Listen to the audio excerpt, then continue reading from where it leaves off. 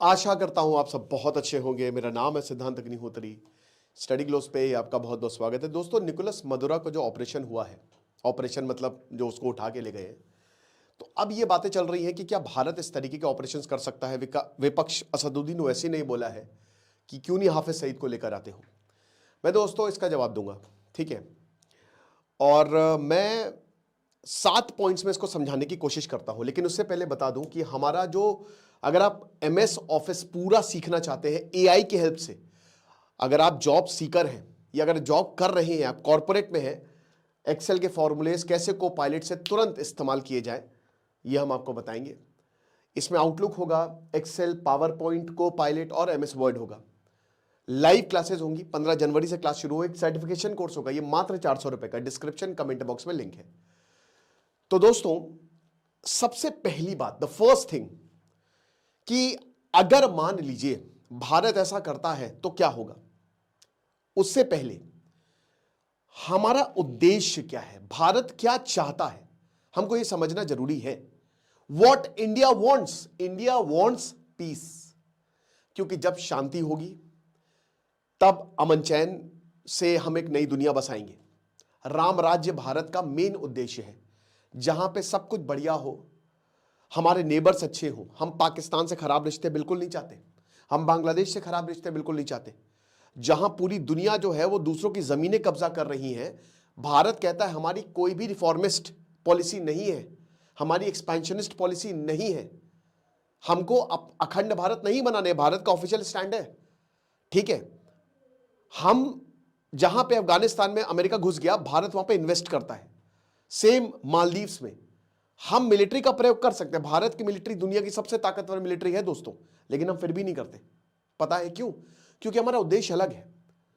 तो अगर हम पाकिस्तान की बात करें तो हमारा उद्देश्य क्या है? हमारा उद्देश्य यह है कि पाकिस्तान में अमन चैन हो, पाकिस्तान में एक ऐसी सरकार है जो भारत से बातचीत करे, बॉर्डर नाम मात्र का हो, आतंकवाद जीरो हो, पाकिस्तान एक स्ट्रैटेजिक लोकेशन है, हम एक अच्छा कॉरिडोर बनाए जिससे पाकिस्तान के लोग भी खुश हो, हमारे लोग भी खुश हो। बट ऐसा हो नहीं पाता है। पहलगांव जैसा हमला होता है, 26/11 होता है। हमारे जो हम चाहते हैं वो पाकिस्तानी जो है उस पर, क्यों? क्योंकि इनकी आईएसआई और मिलिट्री बिकी हुई है। तो हमारा उद्देश्य यह है कि एक नई रिजीम लाना पाकिस्तान में, नहीं तो मिलिट्री और आईएसआई को पूरी तरीके से खत्म करना। क्योंकि ये मिलिट्री और आईएसआई क्या करते हैं, ये आतंकवाद को फैलाते हैं भारत के खिलाफ, है ना। तो ये 3 चीजें हमारे मेन उद्देश्य है। अब इसके लिए हमको करना क्या है, what is the need of the hour. तो पहले तो हम देखते हैं कि जो लोग बोल रहे हैं कि निकोलस मादुरो की जगह आप हाफिज सईद और मसूद अजहर को ले आओ। So the first thing first, क्या भारत में ऐसी कैपेबिलिटी है? क्या भारत में हाफिज सईद को लाने की कैपेबिलिटी है? बिल्कुल है, बहुत आराम से है। किसी भी दिन हम जाएंगे, हम हाफिज सईद को ले आएंगे। भारत ने ऐसे ऑपरेशन किए हैं, operation cactus, surgical strike, Dawood Ibrahim को लगभग लगभग हमने पकड़ लिया था। इंटेलिजेंस भारत की कमाल है, RNAW। पाकिस्तान की इंटेलिजेंस तो 2 कौड़ी की आईएसआई, रोज वहां पे हमले हो रहे हैं, इनकी आईएसआई बचा नहीं पा रही है। 26/11 के बाद भारत में कोई बड़ा हमला नहीं हुआ है, कश्मीर छोड़ दीजिए, बाकी कहीं पे भी भारत में बड़ा हमला नहीं हुआ है, हमला ही नहीं हुआ है। हमारी इंटेलिजेंस एजेंसी ने इतना शानदार काम किया है।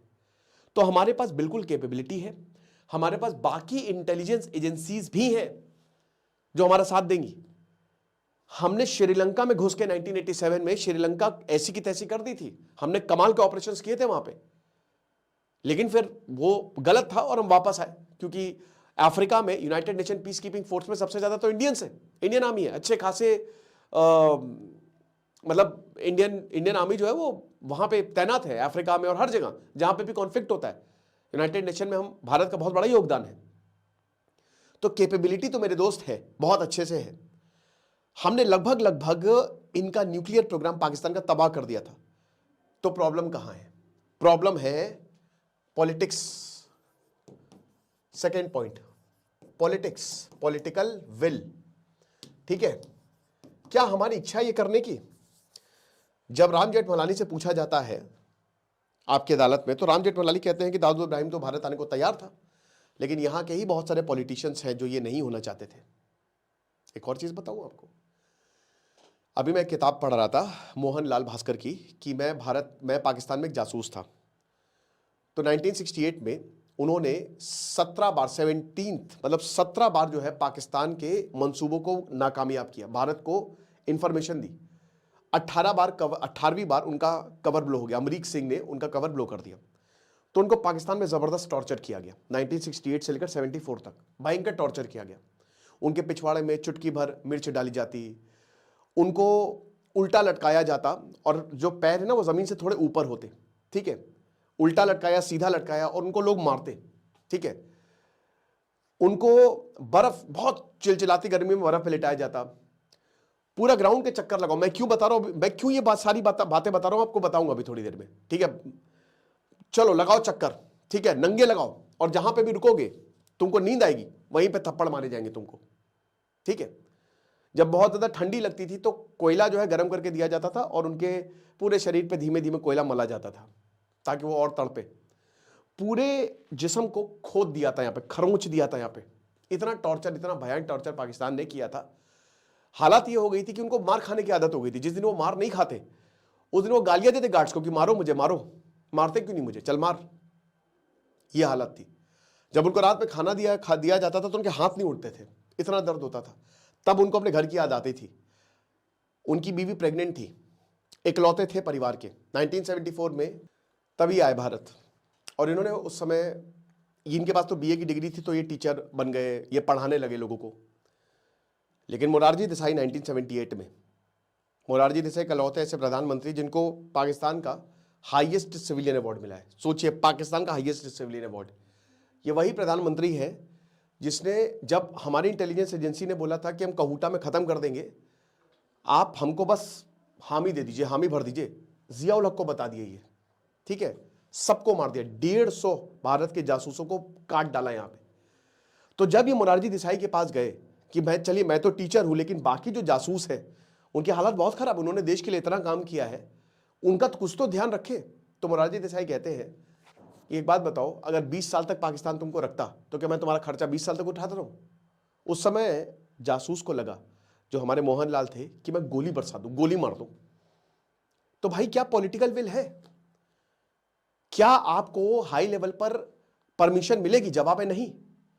ऑपरेशन पराक्रम एक मजाक था दोस्तों। 2001 में आपने क्या किया? पार्लियामेंट में अटैक हुआ, आपने पूरी सेना मूव करा दी, पूरी सेना, लगा हमला हो जाएगा, कुछ नहीं हुआ। फिर आपने वापस, तो क्या मजाक चल रहा है भाई? क्या मजाक चल रहा है भाई? हमारी पॉलिटिक्स, याद रखिएगा, वो बहुत ज्यादा इंटरेस्टेड नहीं है, आपको लगता होगा। और ऐसे ऐसे बहुत सारे पॉलिटिकल डिसीजंस हुए हैं जिसकी वजह से हमारी मिलिट्री को शर्मिंदा होना पड़ा है। 1962 का एक एग्जांपल है। 1962 हम युद्ध जीत सकते थे, हम हार गए। तो सबसे बड़ी बात यह है कि इस तरीके के ऑपरेशन के लिए आपकी लीडरशिप नहीं मानेगी, बिल्कुल नहीं मानेगी, बहुत बड़ा फॉल आउट हो जाएगा। हम यहां पे डरते ज्यादा हैं कोई भी चीज करने से पहले। आपको क्या लगता है, आर्मी को बहुत पावर है? हाल ही में मैं एक आर्मी के लॉयर है, उनका इंटरव्यू देख रहा था। उन्होंने बोला आर्मी को कोई पावर नहीं है। जो आपको लगता है ना, वो खाली बाहर से लगता है, जब आप अंदर जाएंगे ना तो हालात बहुत खराब है, हालात बहुत अच्छे नहीं है। कर्नल रैंक का आदमी आईपीएस से मिलने जा रहा है, सोचिए, आईपीएस को उसके पास आना चाहिए। धीमे धीमे धीमे धीमे आपने आर्मी की पावर को और खत्म किया है, उसको एम्पावर नहीं किया है। तो ये बात मान लीजिए कि भारत की राजनीति जो है ना, उनको चाहिए गद्दी। तो पॉलिटिकल विल पहली बात तो उतनी है नहीं जितना हम कहते हैं, है ना, कि मतलब ये हो जाएगा, वो हो जाएगा। बहुत मुश्किल है कि हमारी और दूसरी चीज ये भी है ना कि भाई आप इसको कैसे संभालोगे? हर कोई जो है वो आप पे सवाल उठाएगा। इसके लिए कहते हैं ना कि एक शेर का दिल चाहिए, तो हर कोई सवाल उठाएगा, पूरी दुनिया सवाल उठाएगी। यहां पे हम डोनाल्ड ट्रंप के मुंह पे तो बोल नहीं पाते कि तुमने वॉर रुकवा दी, नहीं, गलत है, झूठ बोल रहे हो तुम। इतने समय से तो हम पाकिस्तान का नाम भी नहीं लेते थे। आमिर खान कहते हैं कि हमको तो सख्त निर्देश मिले थे कि आप पाकिस्तान नहीं बोलेंगे, आप पड़ोसी देश बोलेंगे। ये हालात है हम लोगों के। और फिर हम ये कहते हैं, विपक्ष ये कहता है कि जाके उठा के ले आओ। नहीं हो सकता मेरे भाई, बिल्कुल नहीं हो सकता, ठीक है। तो ये मैंने आपको बता दी। तीसरा, यूएसए फैक्टर। अगर भारत इस तरीके का, भारत में कैपेबिलिटी है, बिल्कुल है, ठीक है, लेकिन एक यूएसए फैक्टर है। भाई देखो, अमेरिका पाकिस्तान को जबरदस्त सपोर्ट कर रहा है, करता रहेगा। अमेरिका ने पाकिस्तान को इंडिया को चेक में रखने के लिए बनाया है। अमेरिका के एसेट्स पाकिस्तान में तैनात हैं। इस तरीके के ऑपरेशंस अमेरिका भले वो कर सकता है, अमेरिका कर सकता है। और यही चौथा पॉइंट आता है, पावर। ठीक है, अमेरिका के पास पावर है, तो अमेरिका ने बोल दिया, हो गया। अमेरिका के पास डॉलर है, कोई कुछ नहीं बोलेगा, कोई चू तक नहीं बोलेगा। और बोल रहा है अमेरिका डंके की चोट पे कि अगला ग्रीनलैंड है, बचा सकते हो तो बचा लो। ग्रीनलैंड में जाएंगे तबाही मचा डालेंगे, औकात है तुम्हारी बचाने की। पेरू में जाएंगे खत्म कर देंगे, बचा लो जाओ। यूरोप बस ताली बजाता रहे, कोई कुछ नहीं कर सकता। भारत के पास उतनी पावर नहीं है। पावर मिलिट्री है, लेकिन दुनिया में भारत की इमेज उस तरीके की है ही नहीं। हमारा रुपया पावरफुल है, नहीं है, बहुत नहीं है। हमारे अभी भारत धीमे धीमे ग्रो कर रहा है पावर लैडर में। इनफैक्ट चाइना के पास भी इतनी पावर नहीं है। चाइना भी आज ताइवान पर हमला नहीं कर सकता। और ये दोस्तों हमने देखा ऑपरेशन सिंदूर में हमारे साथ कौन खड़ा रहा? कोई देश हमारे साथ नहीं खड़ा था भाई। इजराइल को छोड़ दीजिए, फ्रांस ने भी ठीक ठाक ही स्टैंड लिया था। बाकी अगर आप बात करते हैं ना, तो वेस्ट एशिया में नहीं खड़ा था हमारे साथ। जो इस्लामिक देश है वो, उन्होंने कुछ खास, वो आप ऑब्वियस रीजंस है, बट ऑब्वियस धुरंधर उन्होंने बैन कर दी। क्यों बैन कर दी? ठीक है, अमेरिका बिल्कुल नहीं खड़ा था। अमेरिका ने तो आप देख ही रहे क्या, यूरोप का भी यही हाल था। भारत के साथ कोई आया नहीं था, कोई खड़ा नहीं था। इनफैक्ट पाकिस्तान के साथ खड़े थे। अब उसके ऑब्वियस इसीलिए क्योंकि भारत एक ग्रोइंग पावर है। एक ना एक दिन भारत सुपर पावर हो जाएगा। तो किसी भी कहना, किसी को आप आगे बढ़ते हुए नहीं देख सकते, स्पेशली अगर वो बहुत ज्यादा ताकतवर, आपको पता है वो आपको कंट्रोल कर लेगा। पाकिस्तान वैसे भी नौकर था, नौकर है, नौकर रहेगा। तो उसको भाई लोग पालते हैं कि ये क्या ही कर पाएगा, इसकी औकात ही क्या है। नौकर की हालत है, वही कॉलोनियल माइंडसेट है। तो एक ये भी बहुत बड़ा रीजन है कि ऐसे नहीं हो सकता। और फिर दोस्तों एक और चीज है दोस्तों, कि हमारी लॉन्ग टर्म सिक्योरिटी के लिए क्या जरूरी है, क्या हमको इसकी जरूरत है? Do we need this kind of operation? जवाब है नहीं। हमारा उद्देश्य क्या है? हमारा उद्देश्य यह है कि पाकिस्तान में नई रिजीम है। हमारा उद्देश्य यह है कि पाकिस्तान की सिविलियन गवर्नमेंट कंट्रोल करे और भारत के रिश्ते बहुत अच्छे हों। अब उसके लिए आपको इस तरीके के ऑपरेशन को करने की जरूरत क्या है? अगर आप हाफिज सईद और मसूद अजहर को ले भी आते हो तो वहां पे 50 और भी आतंकी है। अननोन गनमैन की ऑलरेडी स्ट्रैटेजी कारगर है। हायरार्कियल स्ट्रक्चर को यहां पे तोड़ा है हमारी आरएनएडब्ल्यू ने। नीचे से शुरू किया है, मिडिल तक पहुंच गए, टॉप तक भी बहुत जल्दी पहुंच जाएंगे। जब पाकिस्तान में ही लोग बिकाऊ हैं, अफगानिस्तान में लोग बिकाऊ हैं, पैसे देके काम करा सकते हो, तो इस तरीके के ऑपरेशन की जरूरत क्या है जहां पूरी दुनिया देखे? आप कह सकते हो कि आप मैसेज दे सकते हो, बट भाई उसके लिए रीजंस भी होने चाहिए। लश्कर की एक्टिविटी भारत में लगभग खत्म हो चुकी है। ऑपरेशन, अब ये जो पहलगांव में हमला हुआ वो एक एक्सेप्शन है, बाकी औकात उनकी कुछ रही नहीं है। वो इतने कमजोर पड़ गए हैं कि इसीलिए वो वाइट टेरर वो शिफ्ट कर गए हैं, अपना पूरा मॉड्यूल उन्होंने चेंज कर दिया। उनको भी डर है, वो भी सिक्योरिटी लेके भर के सिक्योरिटी लेके घूम रहे हैं। ठीक है, तो हमको ये भी समझना है कि भाई इसकी जरूरत ही क्या है जब हमारा काम ऐसे चल रहा है और भारत का नाम भी नहीं आ रहा है। जोश में होश नहीं गंवाना चाहिए। फिर उसके बाद देखिए डिप्लोमेटिक फॉलोआउट होगा ही होगा। मैंने क्या बताया कि देखिए कुछ भी कह लें, भारत जरूरत है, लेकिन जब कहते हैं ना कि भाई कि आप लड़ने गए और जब एक्चुअल में जरूरत पड़े तो सब पीछे भाग गए, आप ही अकेले खड़े हुए हो, तो भारत का डिप्लोमेटिक फॉलोआउट हो सकता है ना। हर देश भारत के साथ शायद ना खड़ा रहे, इनफैक्ट ज्यादातर देश भारत के साथ नहीं खड़े रहेंगे। तो इसलिए चीजें की जरूरत है। बाकी और भी बहुत सारी स्ट्रैटेजीज हैं जिन पे काम चल रहा है, जिससे पाकिस्तान को हम खत्म करने की कोशिश कर रहे हैं। उनकी सिविलियन, उनकी मिलिट्री को, उनकी आईएसआई को लगातार कोशिशें चल रही हैं। ठीक है, और इसमें हम काफी हद तक सक्सेसफुल भी रहे हैं। उनके स्ट्रक्चर को तोड़ने में सक्सेसफुल रहे हैं, अंदर तक जाने में सक्सेसफुल रहे हैं। ठीक है, तो जब आप ये सब कर सकते हो तो आपको इतने बड़े ऑपरेशन की करने हो सकता है, हो जाएगा, बिल्कुल भारत कर देगा ये, और किसी को पता नहीं चलेगा, बट इसकी असल जरूरत नहीं है।